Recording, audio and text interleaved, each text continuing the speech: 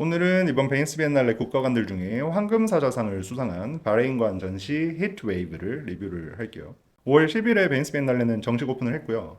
한스 울리 오브리스트 서펜타인 갤러리 예술감독이죠. 그리고 파올로 안토넬리 모마의 수석 큐레이터, 그리고 은포 마치파 남아공 출신이고 현재 콜롬비아 지삽 교수로 계시는 분, 이렇게 세 분으로 구성된 심사위원단이 황금사자상을 바레인관으로 선정을 했습니다. 바레인관을 본격적으로 살펴보기 전에 제가 한 주 동안 여러 매체에 올라오는 베니스 비엔날레 리뷰를 살펴보고 있었는데요. 이번 베니스 비엔날레에 카를로 라티의 큐레이션에 대한 혹평이 많더라고요. 이 혹평의 주된 내용은 주제 자체보다 전시 방식에 대한 지적이 많더라고요. 이번 총괄 큐레이터 카를로 라티가 베니스 비엔날레 건축 전 역대 최초로 작품을 오픈콜 방식으로 이제 받아들였단 말이에요. 이제 그의 취지는 보통 큐레이터는 본인이 선호하는 작가를 이 탑다운 방식으로 지정을 해서 전시를 만들기 마련인데, 라틴은 이렇게 하지 말자. 전시 제목도 인텔리전스, 지능들이잖아요. 그러니까 이 지능들을 제대로 모아보려면 바텀업 방식으로 오픈콜을 열어서 전 세계의 아직 제대로 발견되지 못한 재능들까지도 참여 기회를 얻을 수 있게 한번 해보자, 이렇게 한 거예요. 그래서 결론적으로 국가관을 제외하고요, 이 메인 전시관에 700팀 이상의 300개 이상의 작품이 전시가 되었는데, 가디언즈 리뷰에 따르면 이틀 동안 메인 전시관만 꼬박 봐도 작품 한 개당 할애할 수 있는 시간이 72초밖에 안 된다고 합니다. 그만큼 작품 수가 너무 많으니까 관람 자체를 제대로 하기 힘든 전시가 되어버렸다는 지적이고요. 그리고 이 오픈콜의 퀄리티 컨트롤을 실패했다라는 또 중요한 지적이 있더라고요. 그러니까 인텔리전스 지능들을 모으긴 했는데 그 패급까지는 아니겠지만 C급, B급, A급 작품들이 한 자리에 막 정신없이 모여있는 풍경이 되어버린 건가 봐요. 제가 온라인에서 지금 파악하고 있는 현재 베니스 비엔날레의 상황을 좀 공유드리고 싶어서 말씀을 드렸고요. 저 같은 온라인 건축 너드의 입장에서는 역시 베니스 비엔날레 같은 국제전도 이제 온라인 전시를 좀 제대로 만들 필요가 있지 않을까라는 생각이 들긴 했어요. 이 내용들을 보고. 왜냐면 작품당 이 72초의 관람 시간밖에 없다, 극단적으로는.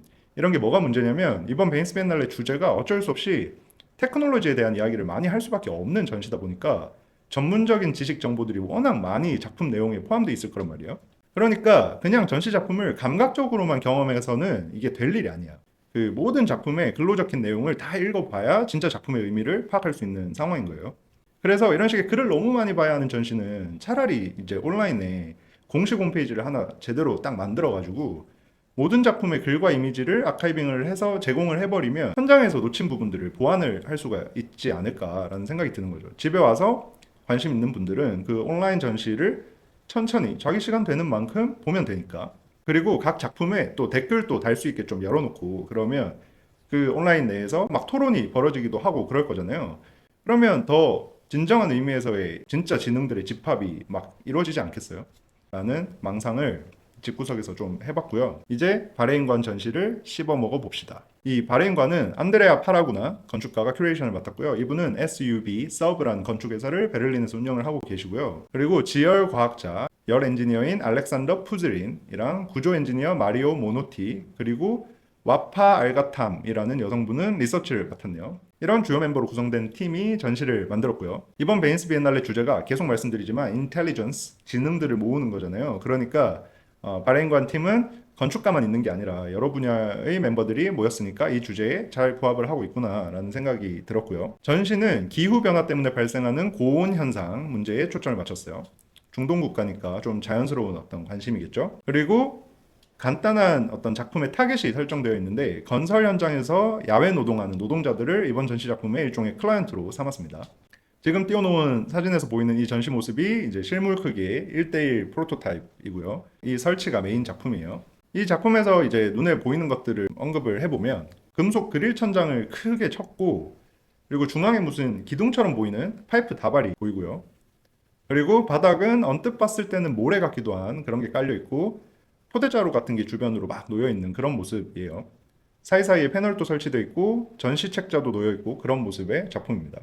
그래서 눈에 보이는 이런 요소들이 많은데요. 작품의 핵심은 이 천장이랑 중앙의 파이프, 이 두 개입니다. 이 두 개가 가장 중요한 작품의 구조라고 보시면 돼요. 내용을 살펴보면 우선 큐레이터는 Thermal Commons라는 한국어로는 열 공유지 정도로 번역될 수 있겠는데요. 이 개념을 중요한 키워드로 제시를 했어요. 이 개념이 뭐냐면 공공공간에서 기후적 쾌적함이라는 것이 사회적으로 평등하게 제공되어야 한다는 내용이에요. 지금 크리에이터가 전시를 위한 클라이언트로 야외 노동하는 건설 노동자들을 타겟으로 삼았잖아요. 그러면 바레인에서 공사를 한다고 생각을 해보면 엄청 뜨겁고 더울 텐데 이제 업무 중에 기후적 쾌적함을 충분히 누릴 수가 없다는 거예요. 생각해보면 상대적으로 화이트 칼라들은 항상 실내에서 에어컨 빵빵하게 틀고 일을 하잖아요. 이 기후적 쾌적함의 관점에서 사회적 불평등이 발생하고 있다는 이야기고요. 심지어 화이트 칼라들이 실내에서 에어컨을 빵빵 틀어서 환경 문제를 막 심화를 시키면 이제 야외 노동자들의 기후 환경은 당연히 더 안 좋아지겠죠. 이 기후적 쾌적함의 사회적 불평등성, 이게 바렌관 큐레이터의 핵심 문제 의식이고요. 이 바렌관 전시는 그렇다면 공공공간의 기후적 쾌적함이 평등하게 제공되기 위해서 건축이 뭘 할 수 있느냐에 대해서 이제 이 설치물로 제안을 한 거예요. 그래서 작품 요소 중에 천장이 중요하다고 앞에서 말씀을 드렸잖아요. 이 천장이 그늘막이에요. 그늘막. 이번 전시에서 근대 이후로 바레인에 있는 건물에 붙은 자동차 그늘막의 역사를 이제 조사한 자료를 패널로 보여줬거든요. 생각해보면 한국도 여름이면 자동차가 엄청 뜨거워지는데 중동 지역은 얼마나 더 그렇겠어요. 이 그늘막이라는 건축 요소에 관심을 가진 거예요.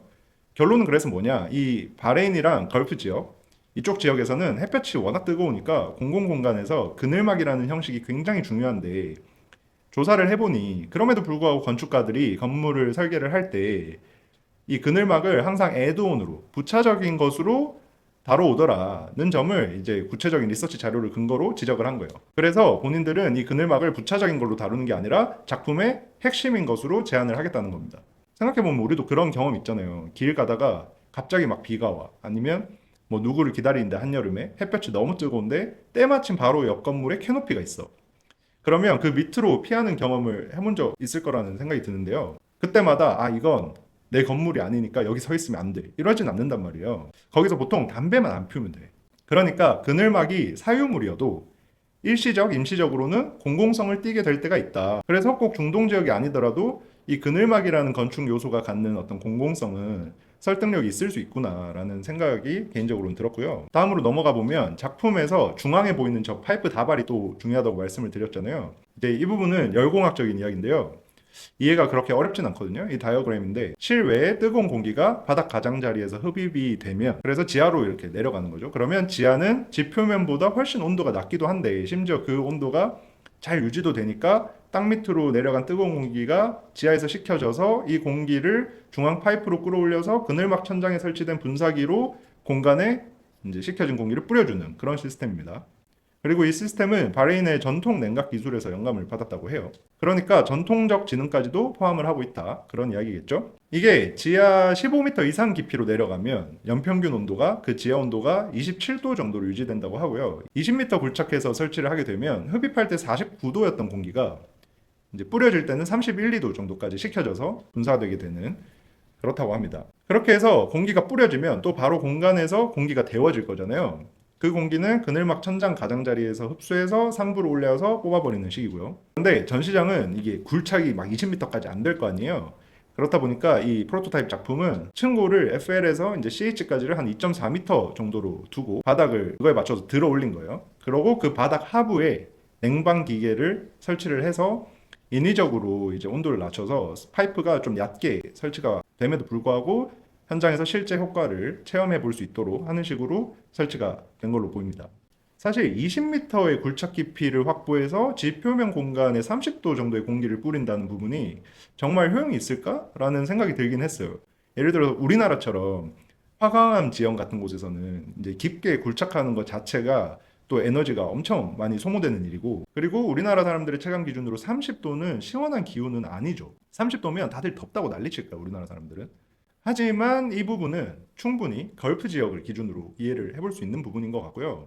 왜냐면 거기는 고온 현상이 정말 심각하니까. 지금 스타트 온도가 49도잖아요. 49도에 비하면 30도는 상대적으로 굉장히 시원한 온도인 거잖아요. 그래서 이해를 해볼 수 있을 것 같고, 그리고 말씀드린 것처럼 굴착 문제나 집안 구성 성분에 따른 지하 평균 온도의 차이를 고려하는 부분, 그런 부분들은 앞으로 디벨롭을 한번 해볼 수 있으니까 벌써 이런 이미지처럼 베니스 해수 근처에 설치된다면 지하가 아니라 물을 활용해서 이 시스템을 변형해서 적용을 해볼 수 있다는 제안도 보이더라고요. 그래서 충분히 디벨롭 여지가 있는, 가치 있는 연구였다는 생각이 듭니다. 그러면 마리오 모노띠라는 구조공학자분은 뭘 했을까 살펴보면 이분은 중앙에 지금 공기 파이프로 둘러싸여서 보이지 않는 십자형 기둥, 지금 띄워놓은 그 이미지에서 실링 상부로 살짝 보이실 텐데 저 십자형 기둥으로 천장을 캔틸레버 구조로 잡아서 중앙 기둥 하나로만 천장을 띄우는 구조를 설계를 한 거예요. 그럼 왜 더 간단하게 여러 기둥을 내려서 천장을 잡지 않았을까 할 수 있는데,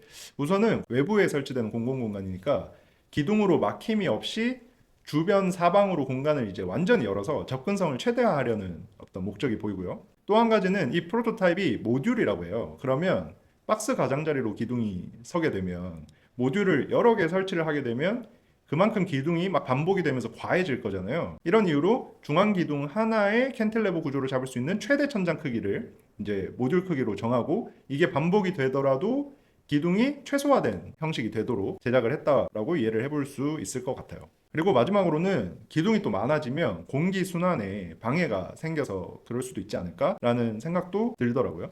그러니까 구조공학자분도 제 역할을 다 해주신 것 같고요. 그리고 핵심은 아니지만 이 다른 재료들도 주제와 부합되게 세심하게 선정을 했더라고요. 바닥이 얼핏 보면 흙인가 하는 저 재료는 미네랄 우드칩이라고 해요. 이 우드칩은 생산할 때 탄소 배출이 거의 되지 않는 재료여서 선정을 했다고 하고요.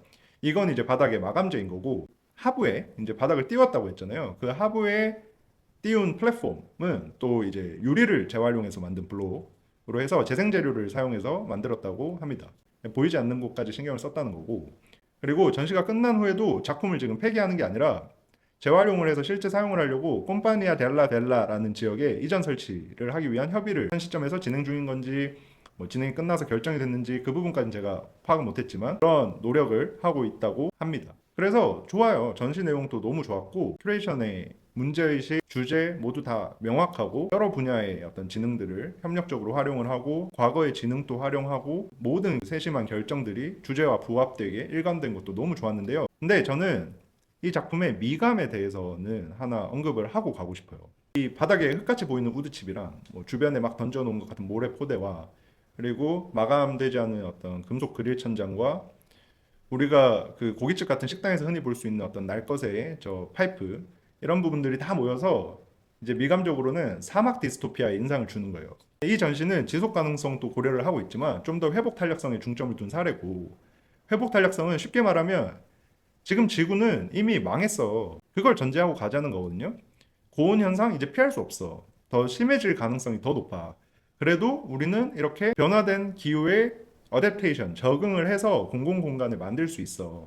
이런 거라 기본적으로 지구의 미래를 디스토피아적으로 보는 게 맞거든요. 그렇기 때문에 저는 이 전시장 풍경이 건축가의 의도된 미감일 거라고 생각을 해요. 그런데 이런 디스토피아적 관점을 리딩하는 저 같은 사람에게는 저 미감이 좀 슬프게 느껴지는 거야.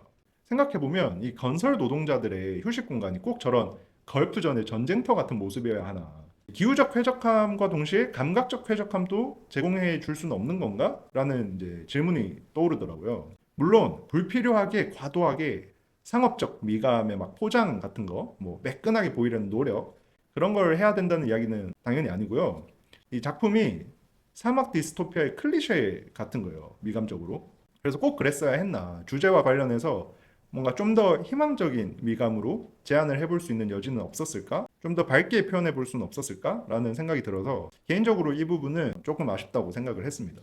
그리고 마지막으로 2023년 베니스 비엔날레 건축전 때도 바레인과는 Sweating Asset이라는 제목으로 냉방 설비에서 발생되는 응축수를 재활용하는 내용의 전시를 했었거든요. 물론 그때랑 이번에 바레인관 큐레이터는 달랐지만 이 국가 차원에서 연속으로 이런 일관된 관심사, 회복 탄력성에 초점을 맞춘 어떤 건축적 제안을 했다는 것이 저는 굉장히 인상 깊더라고요. 그래서 한번 말씀을 드리고 싶고, 관심 있으신 분들은 2023년 베니스 비엔날레 바레인관 파빌리온 공식 홈페이지가 또 있거든요. 들어가 보시면 내용들 자세히 살펴볼 수 있으니까 한번 찾아보시면 굉장히 좋을 것 같습니다. 전시 리뷰는 여기까지고요. 좋았어요. 굉장히 좋았고, 사막 디스토피아 미감이 제 개인적으로는 조금 흠 같았지만 좋았기 때문에 제 별점은